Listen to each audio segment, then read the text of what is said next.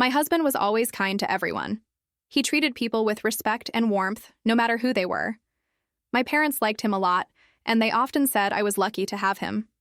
I also have a sister. She's always been very focused on her career and didn't have much time for family or social events. Even though she was busy most of the time, my husband and she got along well. They would talk whenever they got a chance, and things always seemed normal between them. But over the past few months, my husband's work started getting really busy. He began coming home later and even worked on his days off.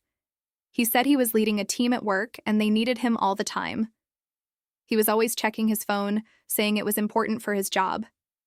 Thinking back now, maybe some people might have seen something strange in his behavior. But I didn't. I honestly thought he was just stressed and tired. All I cared about was his health and hoping he wasn't overworking himself. Around that time, my sister got a new job and needed to move into a new apartment. She wanted to buy furniture and get her place set up. Since she doesn't have a car, I told her I'd take her shopping. We planned to go on a Sunday, which was her only free day. But that morning, my boss called and asked me to come into work for an emergency. I didn't want to cancel on my sister, but I didn't have any other choice. As I stood there trying to find a solution, I remembered my husband had the day off. Even though he had been super busy lately, I thought maybe he could help. I asked him if he'd mind taking my sister furniture shopping. He said, "It might be a little awkward, just the two of us, but it's fine." Then he added, "My car is in the shop, so can I take yours?" I was relieved he agreed. I handed him my keys, thanked him, and left for work. It was the first time they were out alone together, and I was curious how the day was going. I hoped they found the furniture she wanted. When I finished work that evening, it was already dark. I pulled out my phone to text them and suggest having dinner together. Just then, my phone rang. It was an unknown number. I answered, "Hello? Am I speaking to Adam's family?" a man asked. "Yes, I'm his wife," I replied. "This is the police," he said. "Your husband has been in an accident. He and a woman who was with him are both unconscious." My heart sank.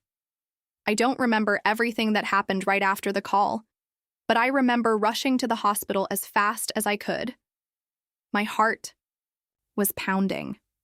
When I got there, I gave my name at the emergency desk, and the staff quickly led me to the ICU. Through the glass window, I saw my husband. He was lying in a hospital bed, covered in bandages, and connected to tubes and machines. It was one of the scariest sights I had ever seen. I felt a deep worry take over me. Soon after, my mother arrived from out of town. She came as quickly as she could, and we both stayed at the hospital that night, sitting side by side in silence, afraid and unsure of what would happen. Later, the police came to talk to us. They explained the details of the accident. My husband, Adam, had been driving on a quiet road when another car ran a red light and slammed into him. The crash was serious. The other driver was also badly injured and had been brought to the same hospital. The other driver told the police that something seemed strange about my husband's car before the crash. It looked like it wasn't moving normally, almost like it was acting strange. The police were investigating if my husband had possibly fallen asleep while driving, or if something else had gone wrong with the car. A few days later, both my husband and my sister, who had also been in the car, finally woke up. The doctors ran many tests. After some time, they told my mother and me that although they were alive, both of them might suffer from some long-term health problems. They didn't think either of them would fully recover. That news hit us hard, but we were still grateful that they had survived. We didn't tell them about the possible disabilities right away. We just tried to keep them happy and focused on healing. My mother cared for my sister, while I stayed by my husband's side every day. At first, he was very quiet and in shock. He felt guilty and kept saying he was sorry for the trouble he had caused. But after a while, his mood began to change. He became frustrated and angry, especially when his leg wouldn't move properly. He didn't like the hospital treatments and hated that he had to leave his job. It was hard to watch him struggle with everything. Still, I visited him every day. I knew he needed me. Then one day, a police detective came to speak with me. He had found out something new about the accident. The problem wasn't my husband. It turned out there was a leak in the brake fluid of our car, which might have caused the car to stop working properly before the crash. Later, the woman who had hit our car was still in bad shape too. Her mother came to visit us at the hospital and said she was very sorry for what had happened. It was the first time we had heard from her. After I met her, everything started to go downhill. My husband became even angrier with me. He seemed upset that I could walk around freely while he was stuck in the hospital bed. He didn't like that I wasn't there with him all the time. But I had work, and I couldn't just stay in the hospital day and night. He began acting differently. He started telling me what to do like he was in charge of everything. If I didn't do exactly what he wanted, he'd get mad. Sometimes he would even throw things out of frustration. He constantly complained about the hospital room, the food, the noise, and even when I went out to buy lunch for myself. It didn't matter what I did, he always found something wrong. The more time passed, the more demanding he became. I felt sorry for him, I really did. He was in pain, and I understood he was scared and angry about his condition. But at the same time, I was also under a lot of pressure. I was working hard to support both of us. On top of that, I had to talk to the police, deal with hospital paperwork, and handle all the daily responsibilities by myself. I was completely exhausted and barely had time to sleep. It wasn't just me who felt overwhelmed. My sister looked stressed too, and my mother was constantly tired. I later heard from someone at the hospital that my sister had been giving my mom more and more work, even though mom wasn't feeling well and didn't have a job. Every time I couldn't be at the hospital, things seemed to get worse between them. Then one day, both my husband and sister got news from the doctors. Even after therapy, they might not fully recover. There was a chance they could be paralyzed for life. I was already feeling heartbroken about that. But then my sister turned to me and said something that completely shocked me. She said, "I heard your car was leaking brake fluid. That was your job to check, because you didn't take care of the car. I can't work anymore or even heal properly. Mom is so upset. And look at your husband. He's in terrible shape. This is all your fault. Now you have to take care of us for the rest of your life." Her words hit me like a slap. I didn't know what to say. I felt blamed, alone, and helpless. I called my mom, hoping for support. She quietly told me that my sister had been struggling with her mental health for a long time, and that she herself was too tired to keep going to the hospital. Still worried, I went to see my husband before visiting hours ended. He was in the common room with my sister. The room was almost empty. He looked right at me and said coldly, "If you had just taken the car for inspection, none of this would have happened." I stood there, speechless. I didn't know how much more I could take. I've been married to my kind and caring husband for 2 years. We lived happily together and were very close. We had many dreams for the future, including having children someday. Life felt calm and safe, until everything changed. One day, something unexpected happened.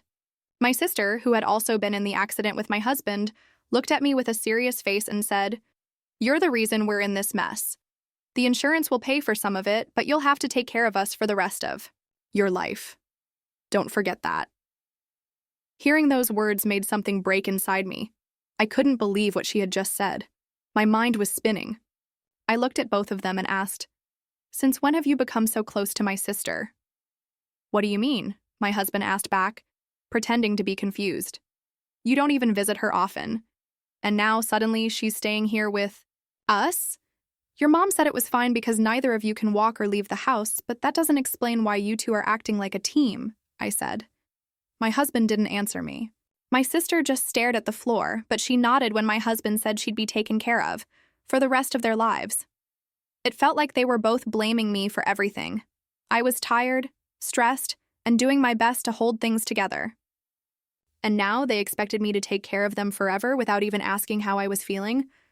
Trying to keep calm, I said sarcastically, "You two hadn't even spoken much before the accident? Now you're like best friends?" My husband ignored that and went back to his complaints. My sister stayed silent, agreeing with him on everything. I didn't expect them to give me real answers anymore, but I kept asking questions, hoping they would understand how hurt and confused I felt. Then I said, "I wonder if the woman who hit your car is recovering." "How should I know?" my sister snapped. "She ran a red light. That's all we know." It's unbelievable. Yes, I replied. It was a terrifying accident. But we need to focus on healing instead of just pointing fingers. We'll need to file for compensation if that's what's necessary. My sister rolled her eyes. I was about to get a promotion before this happened, she said, sounding angry. This ruined everything.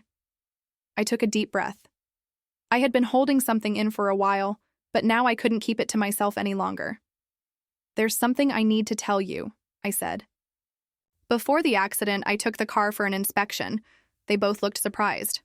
Really? My husband asked. Yes. If the brakes were leaking oil, the car dealer should be held responsible. They should have found the problem. I didn't want to fight, but the truth had to come out. I was tired of carrying the blame alone.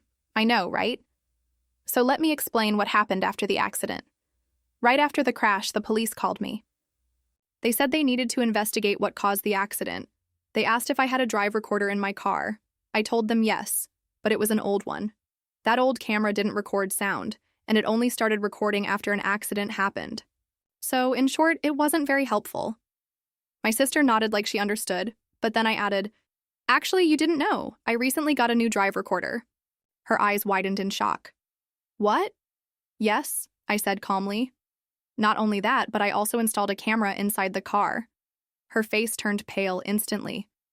You know, I continued, these new drive recorders start recording even if the car just shakes a little. That means it doesn't miss much. The police already contacted me. They checked the video. Now, my husband looked confused, but my sister looked like she was about to faint. I looked at her and asked, You were up to something, weren't you? She stammered. What do you mean? Did you do something to the car? I asked sharply. Then I turned to my husband. And why do you talk to my sister like she's your girlfriend? He didn't say a word. Earlier, I had told them that the camera starts recording with even a small movement. So, as you can guess, many private moments inside the car were recorded, moments I never expected to see. The police even asked me, a bit awkwardly, if the woman in the car with my husband was my sister. That's how I found out. My face turned red with embarrassment, but my husband's face turned white with guilt. So, the two of you have been having an affair this whole time? I said, my voice shaking. I had no idea. I truly believed. Both of you. My husband panicked and suddenly tried to blame my sister. Rachel isn't the only one responsible, he said quickly. Just then, there was a knock at the door. It was the mother of the woman who had crashed into my car. I had asked her to come to the hospital. I looked at my sister and asked, Don't you have anything to say to her? My sister stared at the woman, shocked. Who is this? She asked. She's the mother of the woman who hit your car, I said calmly. She's the one who should be paying for everything. Her daughter made a mistake. But you, both of you, have been hiding something even worse. The woman stood quietly, tears in her eyes. My husband looked away, suddenly silent. She's the mother of Helen, I added softly. The woman who caused the accident, and the woman your lies nearly turned into a villain. Now the truth was out, and they had nothing left to hide behind. I'm sure you already know who she is. When I said her name, my husband's face turned completely pale and my sister started to panic. What? What's going on? My sister stammered.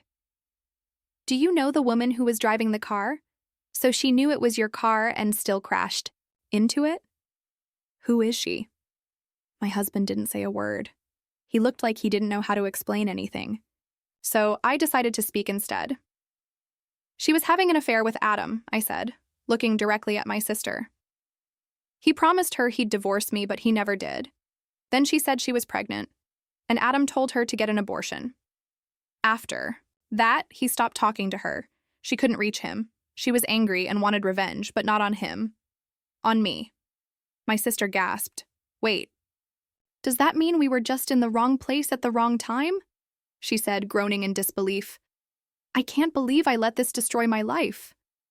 I looked at her and replied calmly but firmly, The truth is, no matter how upset you are, crying and yelling won't change anything now. Then I took a deep breath and let everything out. So this didn't happen to just any innocent person. It was personal. Helen was trying to hurt me by messing with my car's brake oil. She wanted to scare or harm me, but she ended up crashing with you two in the car instead. I'm the real victim here. And yet, while you were in the hospital, instead of saying sorry or explaining anything, you blamed me. You treated me like I was the one who caused the accident. My voice started to shake with emotion, but I didn't stop. I might have been willing to forgive you both, if you had just told me the truth and showed even a little bit of regret. But you didn't. You made me feel small. You made me feel like I had to carry all the guilt. Then I paused for a moment before delivering the final truth. Remember those divorce papers we signed right after we got married, just in case? I never thought I'd actually use them. But today, I did. I filed for divorce. It's done. We're no longer married. Goodbye. After saying everything I had held inside for so long, I turned and left the quiet, dark hospital room. As I walked away, I finally felt a sense of peace. I had spoken my truth. My mother, though, was deeply shocked by everything she had just heard. She was heartbroken, not only because of my sister's betrayal, but also because she now had to take care of her injured daughter alone. She never imagined her family would come to this, but the truth had to come out. And I was finally free. I had completely cut ties with both Adam and my sister Rachel. I knew I couldn't just leave everything to my mother. She was already tired and stressed, trying to manage everything on her own. So, I decided to speak to the woman who had caused the car accident. I apologized for the situation and asked her kindly if she could offer some compensation to help my sister. I hoped this would take some pressure off my mother's shoulders. Now, 1 year has passed, Adam and I are officially divorced, and I live by myself. Our divorce shocked my coworkers. They had always thought we were a close and happy couple. After the news spread, many of my male colleagues began talking to me more and asking for advice. At first, I thought it was just a phase where some men find divorced women more interesting or mature. But in my heart, I was still not over Adam. I couldn't bring myself to start a new relationship. I just wasn't ready. Instead of focusing on dating, I put all my energy into my career. I studied hard and took a difficult certification exam. I also enrolled in an online business school that I could attend in the evenings after work. I never imagined I'd take this path. Back when I was married, I had no interest in building a career like my sister had. But now here I am, working hard, studying, and aiming for a strong future of my own. Life really does surprise you sometimes. As for Adam, he moved back in with his parents. But they don't treat him kindly anymore. They see him as a burden. His relatives talk behind his back and blame him for everything that happened, especially how badly he treated me. I've heard that he's struggling with his mental health, often acting out and making life difficult for everyone around him. My sister Rachel also moved back in with our parents, but she became even more selfish and mentally unstable. My mother couldn't handle it anymore. She used Rachel's savings and the money from the accident compensation to place her in a care home. Before making that decision, she talked to me. I told her to do whatever she thought was right. I didn't object at all. Sometimes I think about how lucky I was to see the truth in time. If I hadn't figured it all out, I might still be stuck taking care of both of them. That life would have drained me, and I never wanted that. Now I've passed my certification exam and got promoted to a department where I can use my new skills. I also became close to one of my teachers from business school. And now, we're getting married. He's not only kind to everyone, but he's incredibly kind to me. When I come home late from work, he cooks dinner and waits for me. These little things bring me so much joy. I finally feel at peace and happy with the life I've built.